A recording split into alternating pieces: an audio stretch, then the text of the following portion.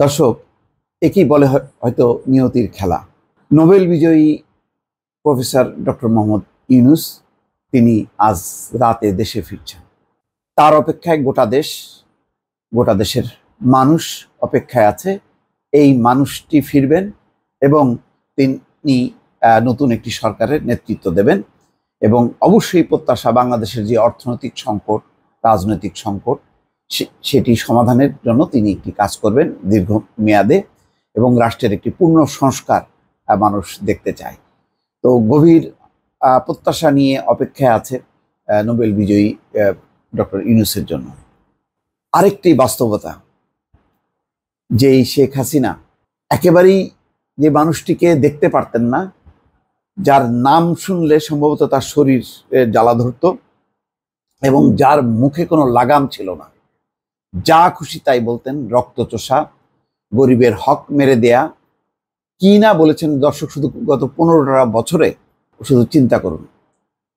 তারপরে ধাক্কা দিয়ে ফেলে দেয়া, পদ্মা সেতুতে ডুবিয়ে দেয়া, মানে তার অহংকার, গর্ব, তার মুখের লাগাম কোনো কিছুই ঠিক ছিল না। এমনকি বিশ্বের এমন কোনো খ্যাতনামা ব্যক্তি ছিলেন না।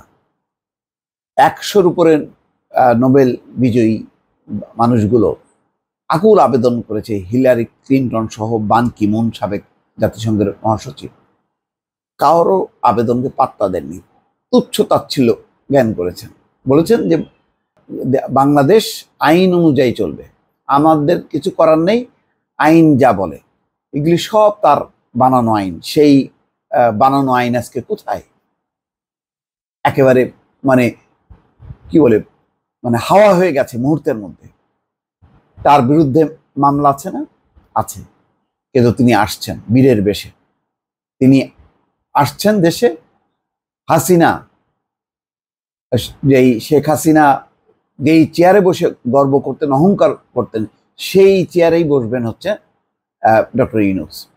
যে ইউনূস ক্ষমতায় আসবে, ক্ষমতা দখল করবে, আমেরিকা তাকে ক্ষমতায় বসায় দেবে, চেয়ারে বসায় দেবে, এই আতঙ্কে যিনি সবসময় মানে প্রলাপ বকতেন, আজকে ভাগ্যের কি নির্মম পরিহাস, সেই ডক্টর ইউনূস আসছেন। ডক্টর ইউনূসকে রাজি করানোর জন্য, কেন এর আগে আপনারা জানেন দফায় দফায় কিন্তু তার সুযোগ এসছে, তিনি কিন্তু রাজি হননি। কিন্তু এবার যেই ছাত্রদের নেতৃত্বে গণঅভ্যুত্থান সংগঠিত হয়েছে এবং স্বৈর শাসনের অবসান ঘটেছে, সেই ছাত্রদের অনুরোধ তিনি উপেক্ষা করতে পারেননি। যেই শেখ হাসিনা ডক্টর ইউনূসের বিচার শুরু করেছিলেন, তাকে জেলে পাঠানোর অপেক্ষায় ছিল, সেই ইউনূস আসছেন এবং নিঃসন্দেহে বলা যায় যে শেখ হাসিনা দুর্নীতি, টাকা পাচার এবং সর্বশেষ গণহত্যার দায়ে যে অপরাধগুলো করেছেন, আজকে বিচার শুরু হবে তার সরকারের হাত ধরেই। দর্শক, এটাই হচ্ছে নির্মম বাস্তবতা। ইতিহাস থেকে কেউ কখনো শিক্ষা নেয় না। আর ক্ষমতায় থেকে গর্ব, অহংকারের যে কি পরিণতি হয়, আজকে নিশ্চয়ই হাড়ে হাড়ে উপলব্ধি করতে পারছেন। আজকে নয়াদিল্লির একটি নির্জন স্থানে তাকে থাকতে হয়েছে। তাকে তার প্রকাশ্যে চলাফেরার কোনো অধিকার নেই। তিনি কোন জায়গায় আছেন সেই জায়গাটাও পর্যন্ত ভারত সরকারকে গোপন রাখতে হচ্ছে, কেননা দিল্লিতে সারা ভারতবর্ষ জুড়ে সেই জায়গাকে ঘিরে বিক্ষোভ শুরু হতে পারে। তারাও বলতে পারে গণবিরোধী এই হাসিনার ঠাঁই ভারতের মাটিতে নাই। তো সুতরাং সেই কারণে, নিরাপত্তাজনিত কারণে তাকে একটি গোপন স্থানে রাখা হয়েছে। আজকে গোপন স্থানে বসে, জানি না সেখানে টেলিভিশন আছে কিনা বা মিডিয়ার সুবিধা আছে কিনা, তাকে দেখতে হবে যে তার ছেড়ে দেওয়ার চেয়ারে বসছেন কে, যাকে তিনি জাতশত্রু মনে করতেন, যার বিরুদ্ধে 15টা বছর ধরে বিষোদ্গার করেছেন, কখনো বিন্দুমাত্র সম্মান দিয়ে কথা বলেননি।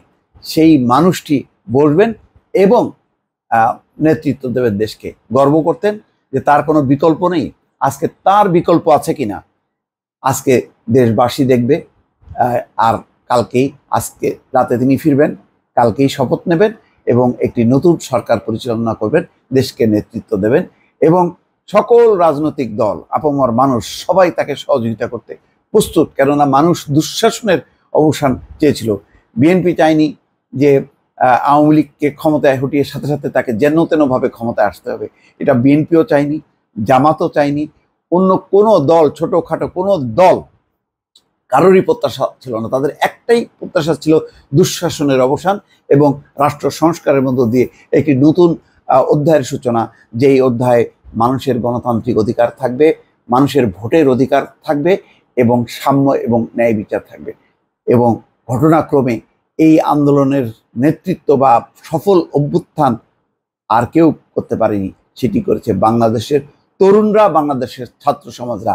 যেই ছাত্র সমাজ 1971 সালে যারা মুক্তিযুদ্ধের একটি সূচনা করেছিল, যার নেতা ছিলেন বঙ্গবন্ধু শেখ মুজিবুর রহমান, আজকে এই আন্দোলনের সফল, আজকে এত বছর পর, 52 বছর পর 2024-এ এসে সেই একই নতুন করে বাংলাদেশের স্বাধীনতা, বাংলাদেশের বিজয় ছিনিয়ে এনেছে ছাত্ররা এবং বুকের তাজা রক্ত দিয়ে শত শত মানুষের প্রাণের বিনিময়ে আজকে নতুন করে বাংলাদেশ স্বাধীন হয়েছে।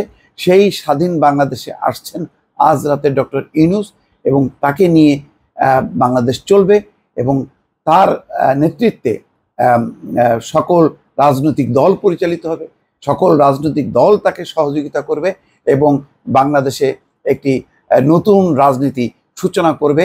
নতুন রাজনীতি সূচনা করার মধ্য দিয়ে শেখ হাসিনার একটি দুঃশাসনের একটি প্রতিশোধ বাংলাদেশ দেখাবে এবং সেটি অবশ্যই এর কৃতিত্ব বলবো ছাত্রদের নেতৃত্বে পুরো দেশের মানুষ, যারা স্বৈরশাসনের বিরুদ্ধে যার যার অবস্থান থেকে যারা লড়াই করেছে।